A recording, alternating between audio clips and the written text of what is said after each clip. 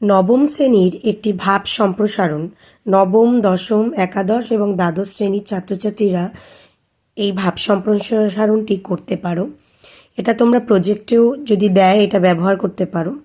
যত বড় হোক ইন্দ্রধনু, সে সুদূর আকাশে আঁকা, আমি ভালোবাসি মোর ধরনীর প্রজাপতিটির পাখা। মূল ভাব: সামাজিক মূল্যবোধ মানব সমাজের অপরিহার্য অঙ্গ।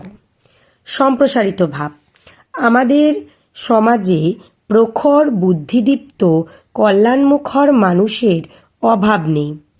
অভিজ্ঞ, দক্ষ মানুষ আমাদের সমাজে আছেন, যারা তাদের কর্মগুণের জন্য বহু প্রশংসিত।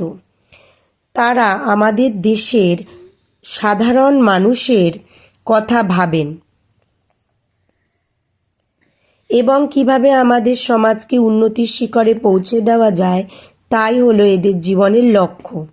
এরা সমাজের বহুল পরিচিত কিছু ব্যক্তিত্ব, যাদের মূল্যবোধ তুখর, আত্মসম্মানবোধে ভরপুর, যাদের সম্ভার।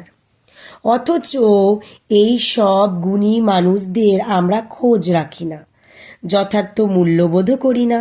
আমাদের সমাজের দৃষ্টি দূরের দিকে। দূরের সৌন্দর্য আমাদের বরাবরই আকর্ষণ করে।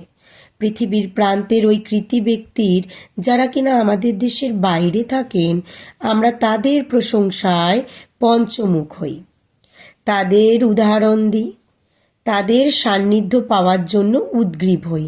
অথচ নিজ সমাজের বা দেশের কৃতী সন্তানের চিত্রান্বেষণ করতে যাই না। তার প্রশংসা করতে কিংবা অভিনন্দন জানাতে আমরা সংকোচ বোধ করি। আমাদের অসুস্থ দূরদৃষ্টির পরিবর্তন করতে হবে। উদার নিরপেক্ষ মনোভাব নিয়ে উন্নতি নিশ্চিত করতে হবে। আমরা অবশ্যই দূরের সুন্দরকে ভালোবাসব, তবে নিজের দেশের সৌন্দর্যকে অবহেলিত করে নয়, বরং নিজের দেশের কৃতী মানুষের কথা সকলের সামনে তুলে ধরে।